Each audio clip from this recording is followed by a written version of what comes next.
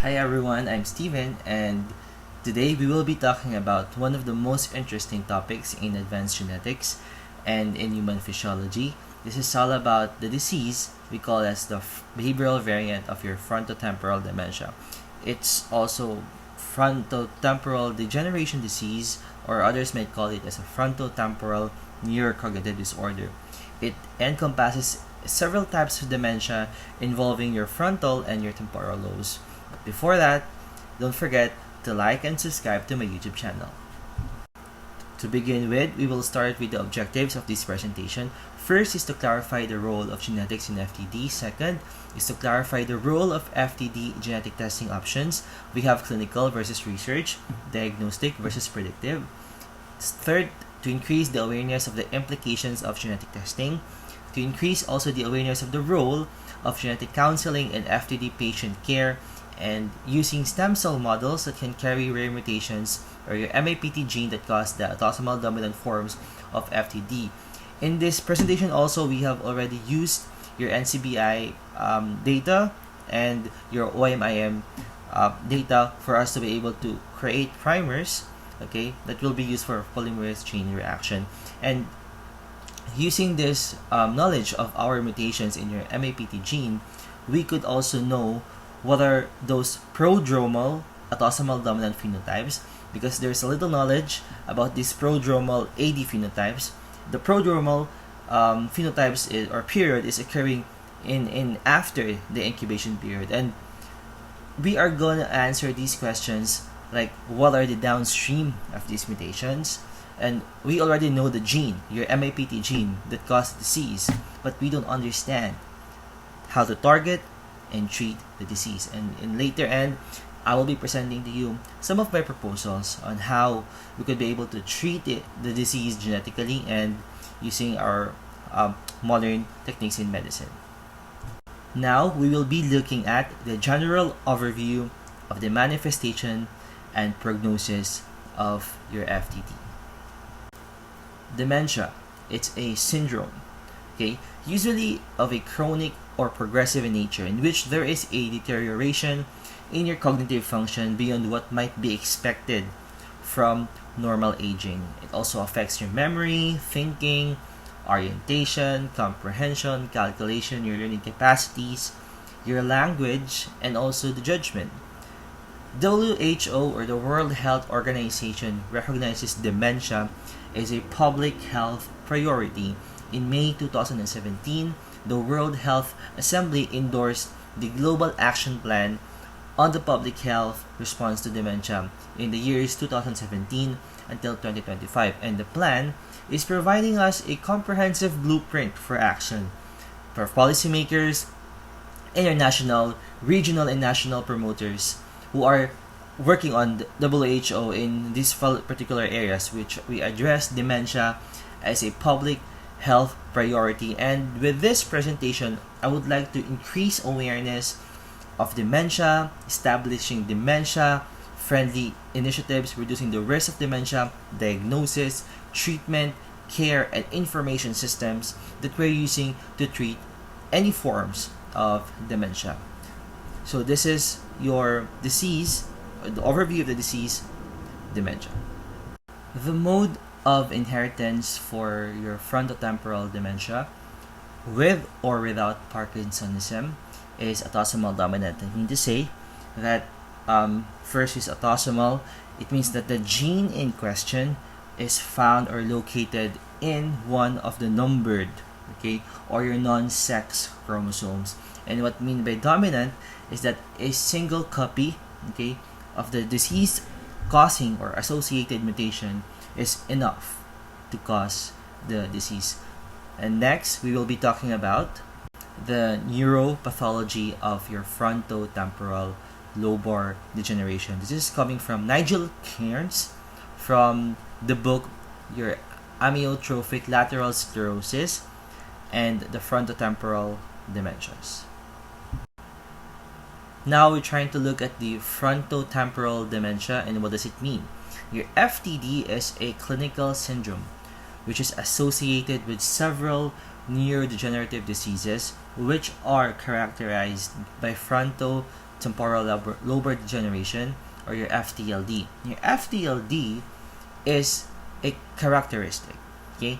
One of the most common neurodegenerative disorder, which affects between 5 and 20% of your pre-senile patients.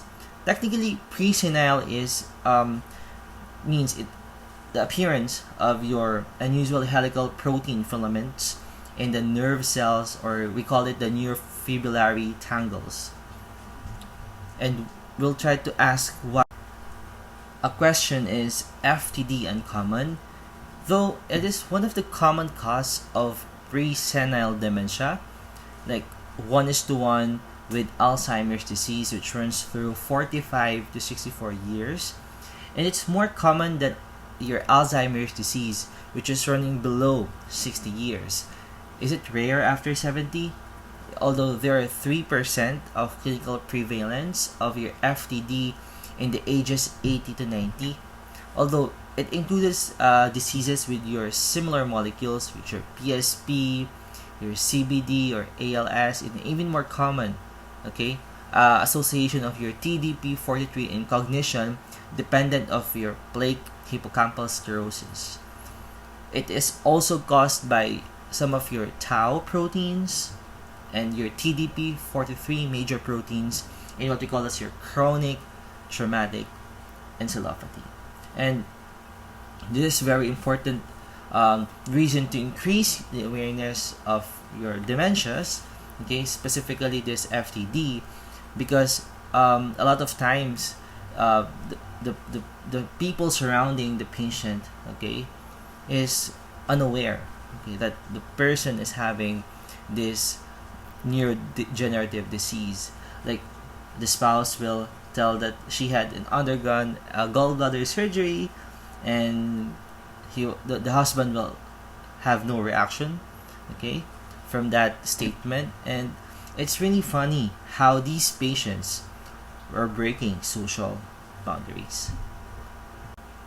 Okay, an analysis of these magnetic resonance imaging data is showing the pattern of your brain tissue loss in your Alzheimer's disease, which is in green, okay, and a frontotemporal dementia in red. And there is this Alzheimer's disease is affecting also the posterior parts of the brain, okay, as well as your temporal lobe, and there's considerable overlap between the two, okay. FTD is the most common form of dementia, especially for people under the age of 60, and it has an average onset of 45 to 64, younger or older than that. And it can be quite devastating for people in their midlife. You have plans to work for another 20 years during your 30s or 40s, and this disease is affecting them the most. Another photo, courtesy of Dr. Homan from the UCS, is showing us a different regions or subdivisions of your brain, okay. These three main subdivisions will just tell us the intervening regions of your brain, which is associated with the neuropathology of the disease FTD. In your lateral, okay, or dorsolateral PFC, it works with executive control. It seems to mediate, like, say, classic cognitive things that we think about, like sequencing, focus, concentration. That's why neuropsychological testing is really important in this time when you are in diagnosis with FTD. In your medial, okay, lobe, this anterior cingulate cortex, it is talking about your drive and motivation. And in your orbitofrontal cortex, more likely to have your inhibition, process, okay, processing, reward, what's important, what's not important, and deciding if you're gonna do something or not gonna do something. And this is really important as we study the clinic. Your frontotemporal dementia has a lot of some of the clinical features, and since it has a diverse phenotypic variation like brain dysfunction and neurodegeneration. This brain dysfunction and neurodegeneration are both linked with the progressive accumulation of some abnormal filamentous protein in your brain. And the absence of other disease-specific neuropathological abnormalities will provide us an evidence that there is an implicating tau on disease onset and progression in up to one half or all cases of FTD, and we will learn those things in the future slides.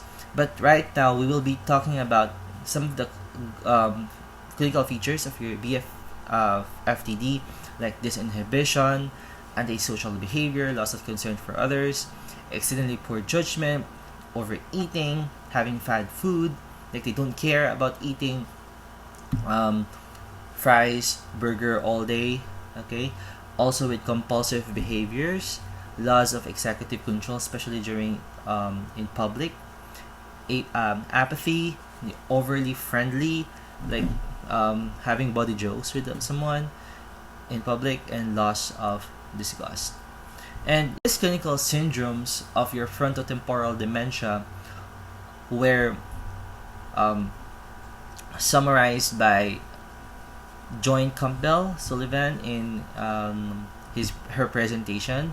Like we have a different variants of our clinical syndromes of frontotemporal dementia. First is your behavioral variant. Second is your semantic variant, and that includes more likely of the motor variants, like your FTD with motor neuron disease, your cortico-basal syndrome, your CBS, and your progressive supranuclear palsy.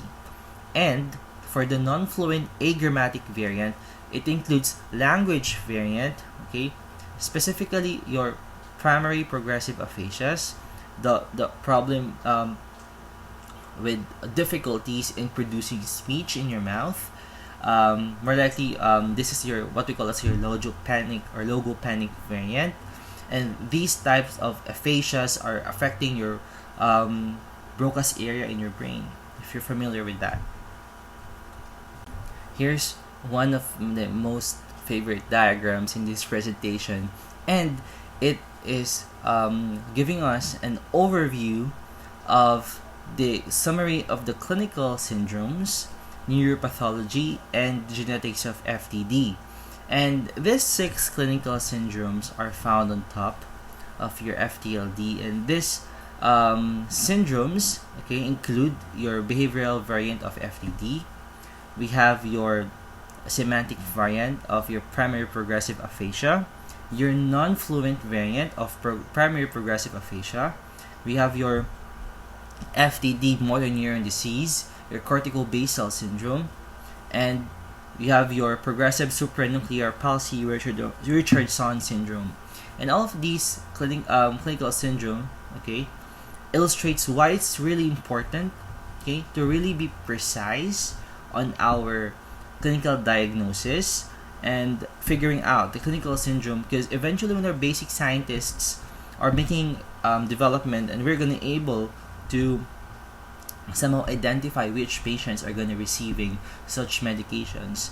And if there's a medication coming out who's affecting the accumulation of your tau proteins, okay, a patient of PSP then needs, okay, tau medication. For example, and in this particular diagram, your FTLD tau, which is specifically looking at a different, okay, variants of your FTLD tau, including these focus of our discussion in this presentation, your MAPT gene and your FTDP17. So all of this is the primary focus of our pathogenesis of your frontotemporal lobar degeneration.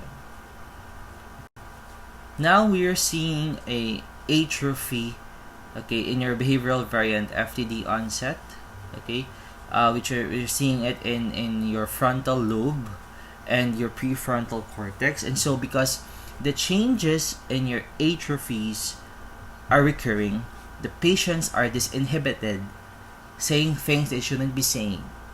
Okay, changes in personality, being changes in being reserved and proper, becoming more loose, becoming more starting to portray body jokes. Okay, and a lack of concern and awareness. And one of the clinical hallmark always of your bvFTD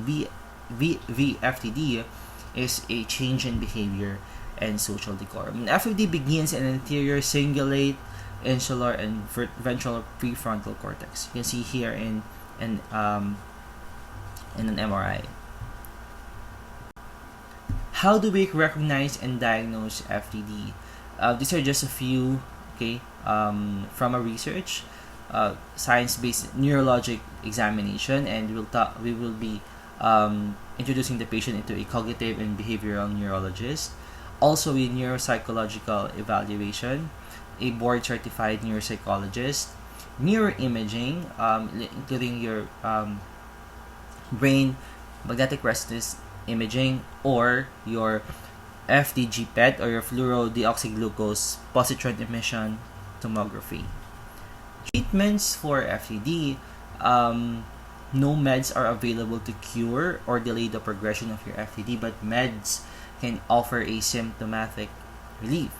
We treat them with concomitant medical conditions, including infections, with some Parkinsonian symptoms, seizures, pains, and improve their nutritional status. And we also have to review all the medications and reduce the redundancy and side effect burdens. For non-pharmacological treatments, the first thing that we need to inculcate is education. We need a tolerant, tolerant environment for disruptive but non-dangerous behaviors. We have also to have a medical alert bracelet or a note or card to be given to strangers explaining the disease. We also have to provide distraction or the redirection to alter and somehow curb their behaviors. We also have to support groups for caregivers and family for information and advise them for a possible respite care. And also we have the power of attorney, for this information.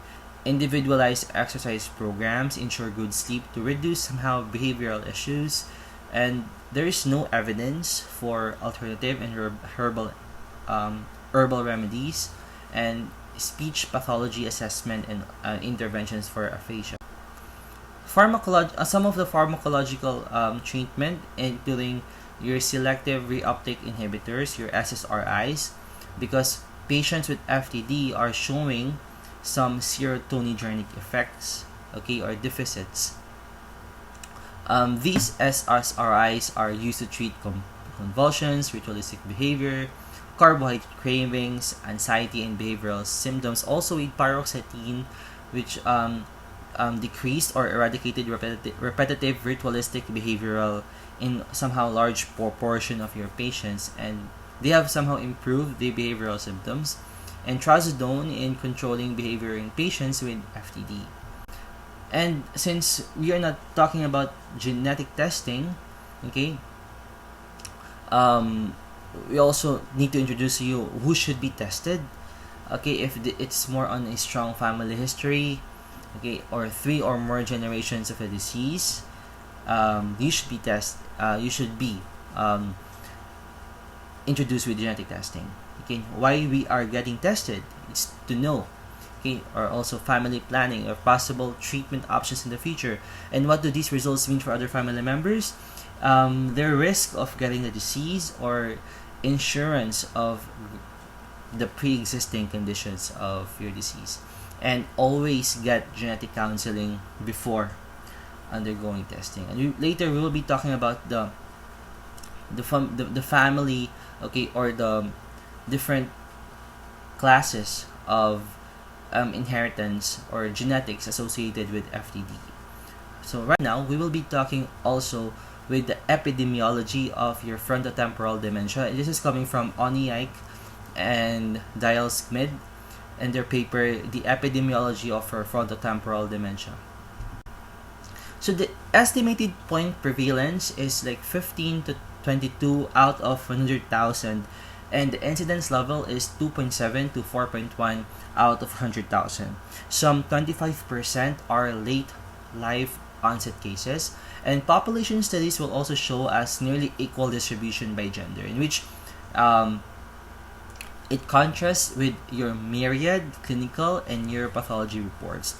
FTD is frequently familial and hereditary, and we have 5 genetic loci for causal mutations which are identified, okay, and all of them are showing 100% penetrance. In medical genetics, penetrance of your disease causing mutation is the proportion of the individuals, okay, with the mutation and exhibiting clinical symptoms among individuals with such mutation. For example, if a mutation in the gene is responsible for a particular autosomal dominant disorder, let's say FTD, has a 95% penetrance, okay, and then these 95% of those with the mutation of FTD will develop the disease, okay, and 5% will not.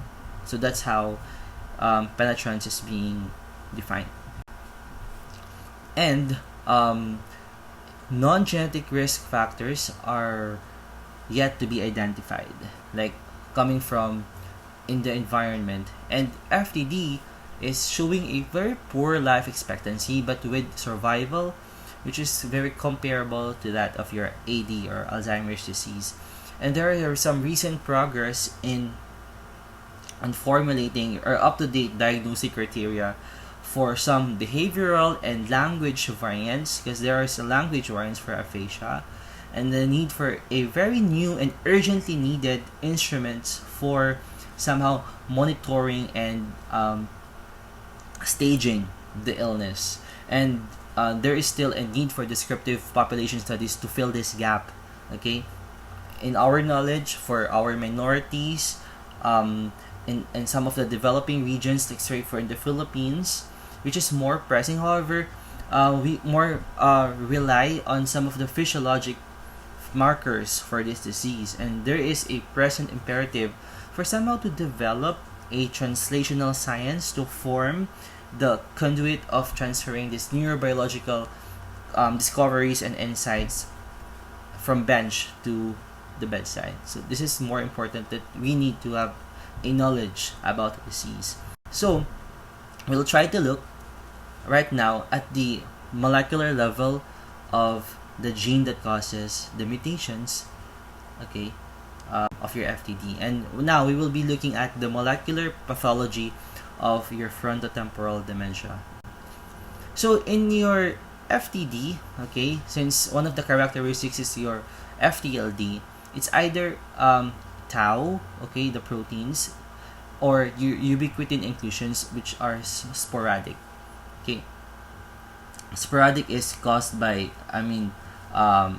more likely to have complex, okay, a complex of combination of environmental factors and some of the susceptibility genes, okay. Although FTLD has a very strong genetic component, which 40 to 50% are diagnosed as genetic, 10% autosomal dominant, as I said earlier, and most are the behavioral FTD and the ALS FTD, okay, are most strongly familial. Your tau and MAPT just mutations are just like for 17% of the patients. They tend to have a more focal and symmetrical temporal atrophy, okay. Also with your progranulin, which is considering the 8% of your familial cases, they have your asymmetrical temporal atrophy, and somehow they are associated with your behavioral FTD and NFVPPA, your non-fluent variants. And lastly, there is a mutation for the C9 or RF72 or the C9 mutation, which accounts for 13 to 26% of some of the familial cases, and they are tend to be present in your ALS, bvFTD, and your FTD, MND, or motor neuron disease. So this is coming from autopsy reports.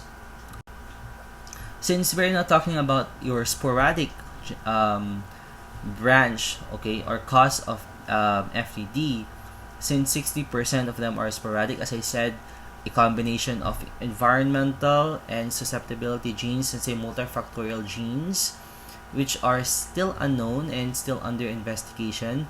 It doesn't run in the family, and recurrence risks for relatives are so low, and there are no genetic testing available. Whereas familial FTDs, okay, are like 40%, okay, of your FTD cases are familial, and they are caused by a single specific causative genes, and this gene change will cause your FTD or some of the let's say related neurological function such as your Parkinsonism or ALS with almost complete certainty, and this gene change can directly pass on from parent to child, and there are 50% risks for children and for relatives of the affected individuals with AD inheritance. So is it sporadic or familial for your FTD? Specific symptoms, we have no. There's a very little, sporadic and familial FTD have very similar or somehow overlapping symptoms. Are there specific autopsy findings? Yes, some rare autopsy findings are only seen with familial FTD cases, but many autopsy findings can be seen in both sporadic and familial FTD, and autopsy results are often unavailable or from many years ago. So there is really a higher percentage of your FTDs which has seemed to have a familial element. That's why it is the focus of our study today. Than other neurodegenerative diseases such as the AD. And over and above that, there are genetic variants that could be singled out every time, and there's a needing for us to continually update these genetic influences. This is a woman, okay, with dementia in Ethiopia. So this is a very interesting disease to study. So this is your chromosome 17, okay? FTD with Parkinsonism. This is located on your 17, okay? Q21.31. This is the location or the part wherein we can find the MAPT gene. And since we are now looking at the NCBI website, we will try to choose a sequence from NCBI. Find the error in the gene based on your online Mendelian inheritance in man. And found out this data from OMIM from the location of your gene. This is your 17q21.31 FTD with or without Parkinsonism, and these are the following genes that are affected. One of the good genes to study is your MAPT gene. Okay, we call it the Microtubule-Associated proteins or tau. It has this gene locus MIM number, and it is having autosomal dominant inheritance. Another table that I got from the paper from Nigel Cairn. It's all about the causative and risk gene analysis of some of the neurodegenerative diseases and their causal and risk genes. And the focus of this presentation will be more likely to circulate around your MAPTs. Okay, that includes your MAPT from your FTD, LD, your MAPT for familial Parkinsonism, and MAPT intron polymorphism and dinucleotide repeats from your progressive supranuclear palsy. And that's why there is a need for us to, somehow delineate, okay, or put some barriers or a thin line between these three, although the causal and risk genes are the same, for the three, but there is a very interesting talk about the cause of MAPT in these neurodegenerative diseases, and showing you a brain MRI of a 65-year-old female with Pick's disease. This is also another variant of your FTD. Okay, you can see the cortex and the white matter atrophy, okay, of the frontal lobes are clearly visible. Okay, this is also a good diagram to study the FTLD and their molecular classifications. So this is just the diagram that I've shown to you previously from the first part. Your FTLD tau has a 3 variants.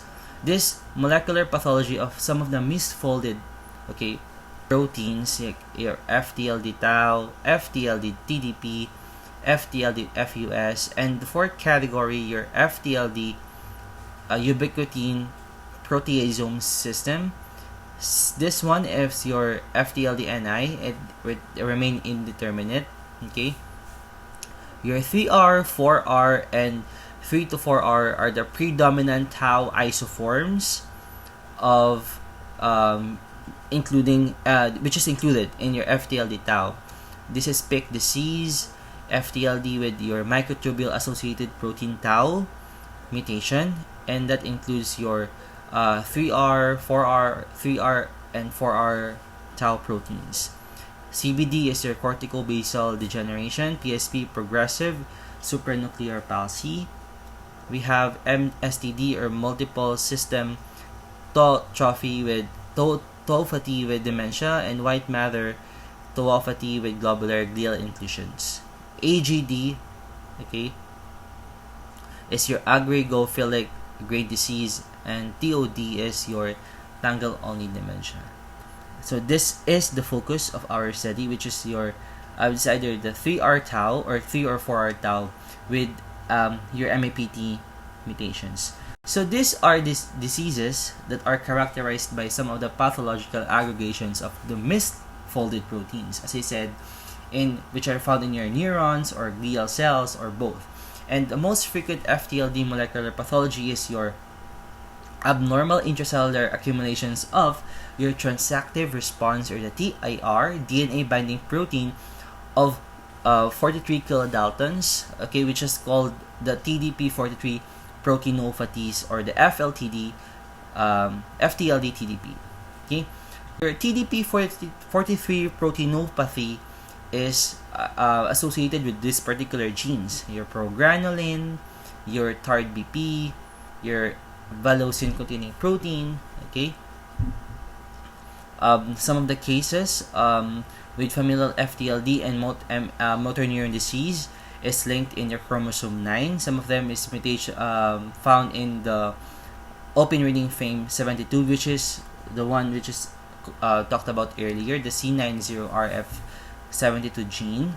And also we have variants for the chromosome 7 P21, which is associated with your FTLD TDP. So this is the nature of the most common proteinopathy in your FTD. And since we are now talking about a specific gene, which is Microtubule-Associated protein, and it has a protein product, of course, data from Hugo Gene Nomenclature Committee is showing us this particular data, okay, which has, it says that it has the most frequent molecular pathology and has neuronal or glial inclusions. It contains the Microtubule-Associated protein tau, which is being encoded by your MAPT gene. Their data from Antra's gene summary, this gene which encodes the MAPT, okay, proteins, whose transcript will undergo complex regulated alternative splicing, and it gives rise to like several mRNA species. Your MAPT transcript will like differentially expressed in the nervous system, but somehow there are some cases that they are being expressed in your circulatory system, in your some of the reproductive systems. Okay, it depends on the stage of neuronal maturation and neuron type, and this MAPT gene mutations have associated with several diseases, and one of this is your frontotemporal dementia. This is a photo from Anchor Biotechnology. Neurons which are grown in tissue culture, and they are stained with MAP2 protein in green, MAP tau in red, and these are using what we call as your immunofluorescence technique. The DNA shown in blue. Okay, so as a result, your axons will appear in red. Okay, your axons, as this yellow is the pericardia. Okay, and due to the superimposition of your red and green signals, the DNA is, having a blue color, which is stained in the API stain, okay, highlighting your nucleus. So your microtubule-associated protein tau, okay, is referring to what we call as your tauopathy. Okay, tauopathy is referring to a group of diseases. You have your PID, CBD, PSP, MSTD, TOD, FTD-P17. Okay, and this diagram will show you a normal microtubule in your left and ones which are affected with tauopathy. So we will be looking at these different isoforms later, and how it led, okay, to the discovery of these genes which are affecting, okay, the neurodegenerative diseases, the FTD. So in your kind of mutation, this is linked with MAPT gene on chromosome 17. Again, we include exonic and intronic mutations in your tau gene, which are somehow caused by your splice site mutations, getting all the exons and removing all the introns. It has been determined that there is a relationship between your type of tau mutation and the neuropathology of gene mutations, and the mutations of the splice junction of your exon 10 of your tau will lead to the selective deposition of the repetitive tau in neurons and glia. And very interestingly, this is your the FTLD tau, okay, referring to the tau gene, okay, and they have your exons 0 until 14. This is the MAPT gene, okay. We have 1, 2, 3, 4, 5, 6. These are the 6 CNS, central nervous system tau isoforms, which are generated by alterative splicing. These numbers here are showing you the numbers of amino acids, and these are the tau isoforms telling us that the splicing sites, okay, let's say this is 4R, it has 4 R's, okay, and 2 N's. These are the N's, and N terminal, and the R's, the R terminals. This is 4R because it has 4 R1 to R4 and 1 N. It has 0 N, it has 4 R, and so on and so forth. So this schematic representation, okay, will tell us that exons 1, 4, 7, and 9, also with 11, 12, and 13, are consecutively expressed, and thus giving us these tau isoforms, okay. And the black bars will depict, okay, the 18 amino acids of your microtubule binding repeats, okay. 1, 2, 3, 4, 5, 6, 7, 8, 9, 10, 11, 12, 13, 14, 15, 16, 17, 18, and they are designated by the R1s to R4s. The relative sizes of your introns and exons are not being drawn to scale. This is coming from Cairns, NJ, and their paper in the journal Pathology. Another interesting cartoon, okay, which is representing an immunoblot banding patterns of soluble and insoluble tau from different tauopathies. Okay, these are the soluble, okay, and these are the insoluble taus. Okay, let's talk about this one. Typically, this is a typical banding. Okay, patients with FTLD with MAPT mutation, and technically they have as well as sporadic tauopathies, okay, which is being resolved by electrophoresis and demonstrated by what we call as your immunoblotting with anti-tau antibodies. And the FTLD with your MAPT or MAPT mutations are showing different several immunoblot banding patterns, okay, of your soluble and insoluble tau proteins. So there are different groups. We have group 1, 2, 3, and 4. The soluble fraction from the brains of unaffected or the normal individuals, okay, and sporadic tauopathies, and FTLD with MAPT mutation that does not show, okay, tau splicing, will express all the 6 isoforms. So these are the 6 isoforms: 1, 2, 3, 4, 5, 6. However, okay, in the insoluble tau, okay, from the brain of the patients with Alzheimer's disease, okay, the TOD, ALS, Parkinsonism dementia complex, or your PDC, okay, and especially FTLD tau with MAPT mutation, okay, and showing your insoluble part, okay, they are showing 3 major proteins: the 68, 64, and 60 kilodaltons, okay, and there is a minor band for the 72 kilodaltons showing here for the first group, okay. When dephosphorylated, they resolve into 6 proteins that corresponds to all 6 isoforms: 1, 2, 3, 4, 5, 6. Okay, another group with your CBD, PSP, AGD, MSTD, WMT, GGI, FTLD, MAPT will just show the 68 and the 64 kilodaltons, a thin line with your 72 kilodaltons, but when they dephosphorylated, they will show the 3 isoforms. Same thing with this one: 68, 64, 60, then 3 isoforms, and most likely they are the 3 R's, okay.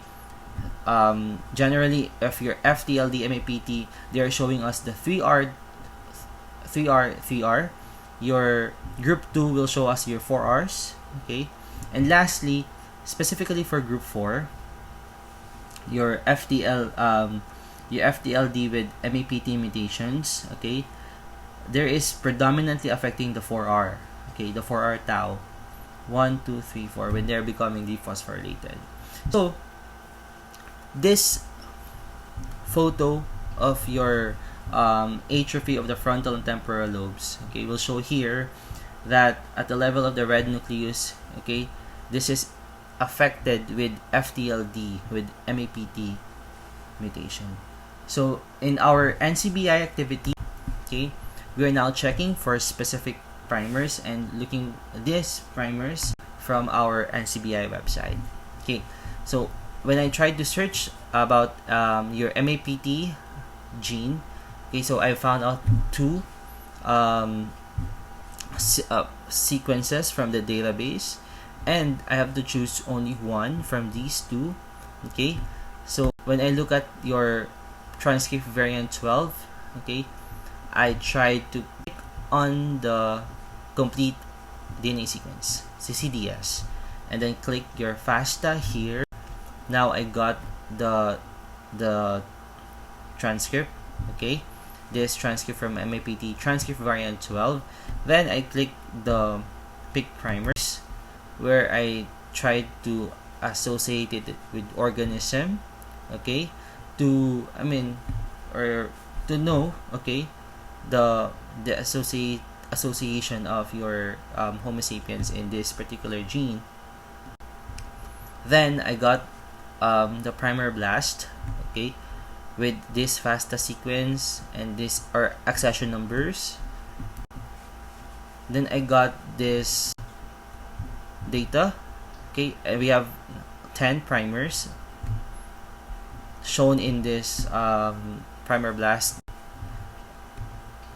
data, and I have to choose one pair, which is the primer pair 1, because technically the gene complementarity present is somehow similar, and their temperature that they are usually of the same range, and also with the the self 3' complementarity of almost the same. So this, I got this strand from the forward and the reverse primer, pasted it from the primer blast, deleted the organisms, the Homo sapiens, to know that if it's generally limited for humans. So I got this data, okay, that your Homo sapiens MAPT transcript 12 mRNA. However, I found some, okay, predicted variants coming from the primates, gorilla, paniscus, okay, or the bonobos.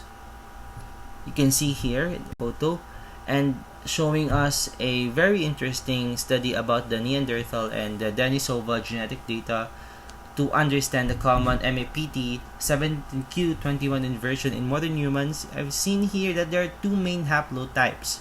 Okay, this evolutionary model of MAPT inversions in great apes and humans. You see here the circles, which indicate the chronological period where the suggested, okay, periods for the presence of your H2 haplotypes. So there are two distinct haplotypes, the H1 and your H2. Okay, they exist both in humans. So they come from the inversion of your 900 kilobase region of the chromosome 16, which includes included in your MAPT gene. So this is H1, which is more common among Caucasians, and there are different subhaplotypes, in particular H1C, which is associated with different tauopathies, your PSP, CBD, and your Alzheimer's disease. This is more common, H1. H2 is very rare in America and mostly found in Europe, okay, which is different from H1 because of the deletion of the 238 base pairs in intron number 9. So this is your evolutionary model of your MAPT gene. That's why I've seen some of the great apes in our data. And lastly, we'll talk about the research models in human diseases. So these are just some of the models that we need to understand in order for us to like somehow use the data coming from the NCBI or the primers, like to run through the target gene, okay, and somehow treat the disease. We now use induced pluripotent stem cell from these patients that carry MAPT mutations. Also, we have to consider the good technology that is being done by the CRISPR-Cas9, and this convert them the mutant allele back into its wild type allele, took those pairs and somehow look into the gene expression profiles that distinguish the two mutations, okay, and two mutations carriers from the controls. And now we can couple that with the data that we got from the human brain and narrow down the set of pathways and different genes that are dysregulated both in the stem cell model and as well as your autopsy brain tissue.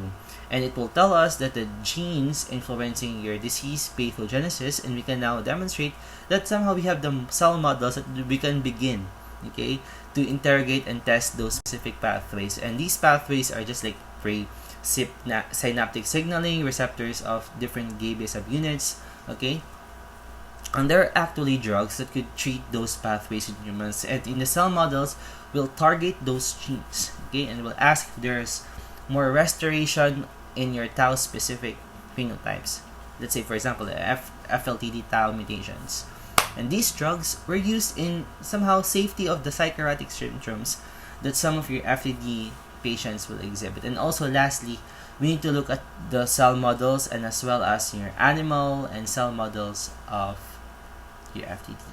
And this is the end of my presentation, and thank you so much for listening. I am Stephen Capilitan, and don't forget to like and subscribe to my YouTube channel. Till next time, bye!